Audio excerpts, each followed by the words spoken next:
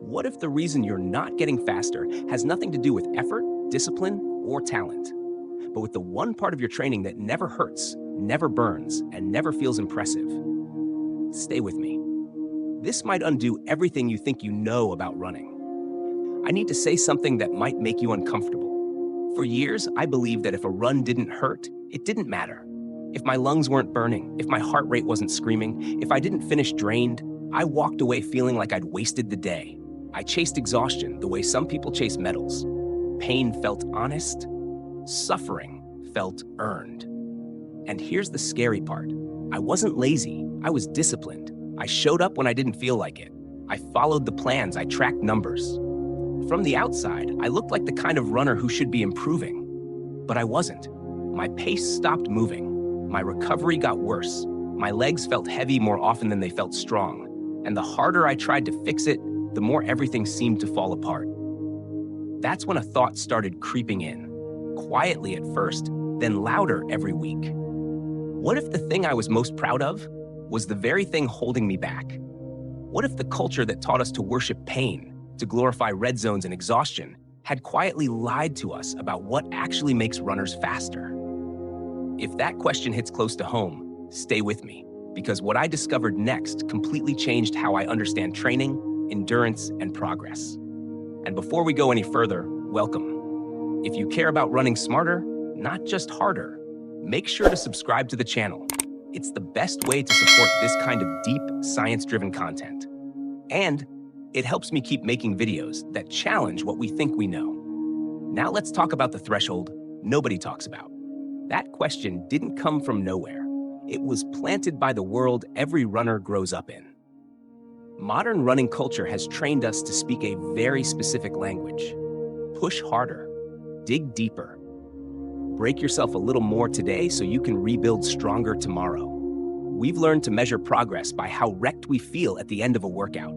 The sweatier the shirt, the higher the heart rate. The closer we flirt with the red zone, the more legitimate the effort seems. I absorbed that mindset without ever questioning it. Social feeds rewarded suffering, training apps celebrated intensity. Even casual conversations with other runners revolved around how brutal a session was, not what it actually trained. Somewhere along the way, pain became proof and ease became suspect.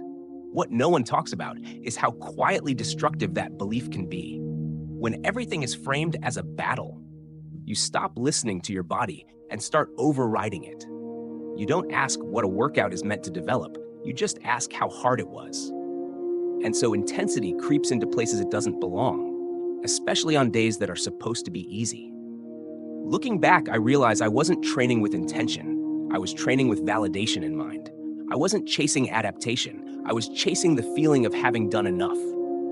And that cultural script, as familiar and motivating as it felt, was slowly steering me away from the very progress I thought I was earning. Once I began to see that script for what it was, I couldn't stop noticing how it was playing out in my own training. There wasn't a single dramatic failure that woke me up.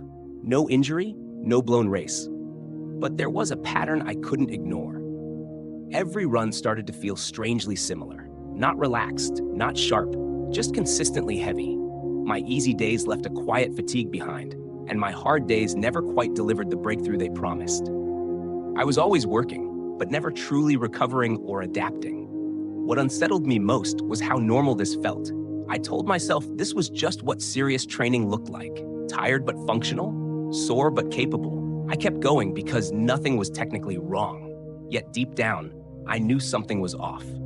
Progress had slowed, even as effort increased. And the more I tried to fix it by pushing harder, the more stubborn my body became. That's when I realized I had drifted into a place I never intended to be. A constant middle ground. Too fast to reset, too controlled to truly stress the system. I wasn't undertrained, I wasn't overtrained, I was misaligned.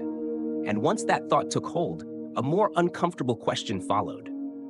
What if the issue wasn't how much stress I was applying, but whether my body even understood what I was asking it to adapt to? That question sent me looking for answers in places I had never really paid attention to before. That's when I stumbled onto something that felt almost invisible.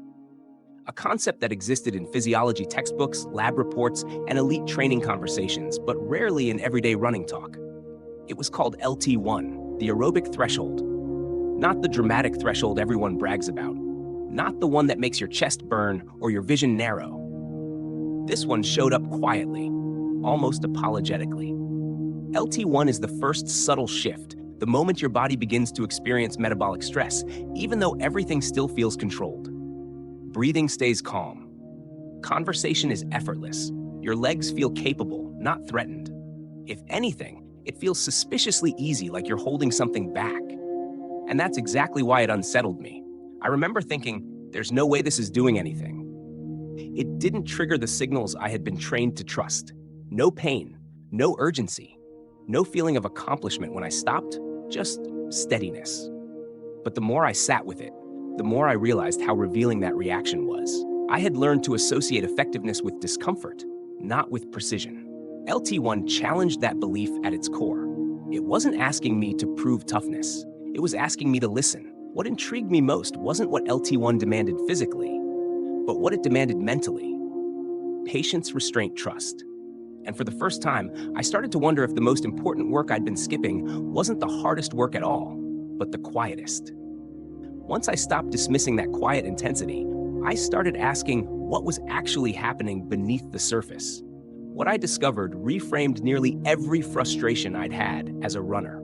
Training at this low, controlled threshold wasn't about going slow. It was about teaching the body how to produce energy efficiently. Below LT1, the system relies heavily on fat as fuel, sparing glycogen for moments when it truly matters. That distinction sounds technical, but its consequences are deeply practical. Fat is abundant. Glycogen is not. One sustains you for hours. The other disappears far sooner than most runners expect.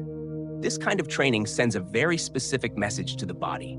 It encourages the growth of mitochondria, expands capillary networks, and sharpens the machinery that turns oxygen into usable energy. None of that announces itself with soreness or drama.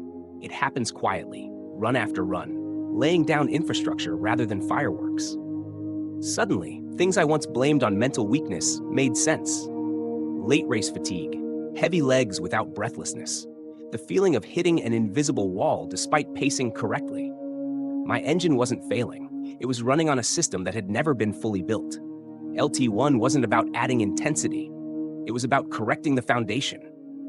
And the more I understood that, the clearer it became that I hadn't been missing effort all along. I'd been missing alignment. And once I understood what LT1 was meant to build, I could finally see where I had gone wrong. There's a space most runners drift into without realizing it. A narrow band between truly easy and genuinely hard. It feels productive because it demands effort. Your breathing is elevated, your legs are working, and you finish feeling like you've done something. For a long time, that was where I lived. I told myself this was smart training, controlled efficient. But in reality, it was the worst of both worlds. The intensity was too high to allow deep aerobic development, yet too low to create meaningful speed or power adaptations. I was accumulating fatigue without giving my body a clear reason to change. What made this trap so effective was how good it felt emotionally. I felt disciplined, tough, consistent. I could look at a week of training and feel proud of how hard it had been. But physiologically, I was sending mixed signals, never letting my system fully recover, and never pushing it decisively in one direction. Looking back, I realized I wasn't training with clarity, I was training with noise. And the constant effort masked the truth. My stagnation wasn't a lack of willpower. It was the consequence of living in a zone that felt rewarding, but taught my body almost nothing at all. Once I recognized that constant effort was the problem, I started paying closer attention to how the athletes I admired actually trained. What surprised me was how little their routines resembled mine. Elite endurance runners weren't living in that exhausting middle ground. Instead, their training was clearly divided. Most days were intentionally easy, almost unremarkable from the outside. Heart rates stayed low, paces looked conservative. There was no urge to prove anything. And then, on select days, intensity showed up with purpose and precision. This wasn't accidental. It was polarized. Roughly 80% of their training happened below that first aerobic threshold I had been ignoring. The remaining intensity was used sparingly, but decisively. Hard days were truly hard because the easy days had protected them. Nothing leaked, nothing was blurred. At first, this approach challenged my ego more than my physiology.